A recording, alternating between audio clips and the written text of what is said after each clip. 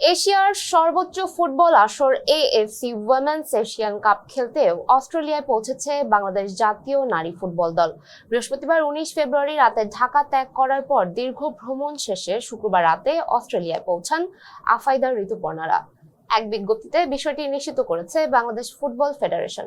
বাংলাদেশের ক্রীড়াঙ্গনের ইতিহাসে নতুন এক সোনালী অধ্যায়ের সূচনা করে প্রথমবারের মতো এশিয়ার এই সর্বোচ্চ মঞ্চে লড়াই করতে যাচ্ছে লাল সবুজের প্রতিনিধিরা।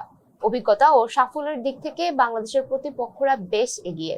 বি গ্রুপে বাংলাদেশের প্রতিদ্বন্দ্বী 9 বারের চ্যাম্পিয়ন চীন, 3 বারের চ্যাম্পিয়ন উত্তর কোরিয়া এবং শক্তিশালী উজবেকিস্তান। আগামী 1 মার্চ অস্ট্রেলিয়ায় শুরু হবে টুর্নামেন্টের মূল লড়াই। 3 মার্চ চীনের বিপক্ষে ম্যাচ দিয়ে গ্রুপ পর্বে যাত্রা শুরু করবে বাংলাদেশ। চীন ও উত্তর কোরিয়ার বিপক্ষে ম্যাচ হবে সিডনিতে, আর উজবেকিস্তানের বিপক্ষে লড়াই হবে পার্থে। অস্ট্রেলিয়ার কন্ডিশনের সঙ্গে মানিয়ে নিতে এবং স্থানীয় একটি দলের বিপক্ষে প্রস্তুতি ম্যাচ খেলতে আগে ভাগেই সেখানে পৌঁছেছে দল। প্রধান কোচ পিটার বাটলার শিশুদের নিয়ে আশাবাদী, বলেন ভালো পারফরম্যান্সের লক্ষ্য নিয়ে প্রস্তুতি চলছে। প্রথমবারের মতো এশিয়ান কাপ খেলতে যাওয়া বাংলাদেশ দলকে শুভকামনা জানিয়েছেন যুব ও ক্রীড়া প্রতিমন্ত্রী আমিনুল হক। মন্ত্রণালয়ের অফিসিয়াল বার্তায় তিনি বলেন, এই অংশগ্রহণ শুধু নারী ফুটবলের উন্নয়ন নয়, বরং ক্রীড়া বান্ধব বাংলাদেশ গড়ার প্রত্যয়ে নারী শক্তির অগ্রযাত্রার প্রতিফলন।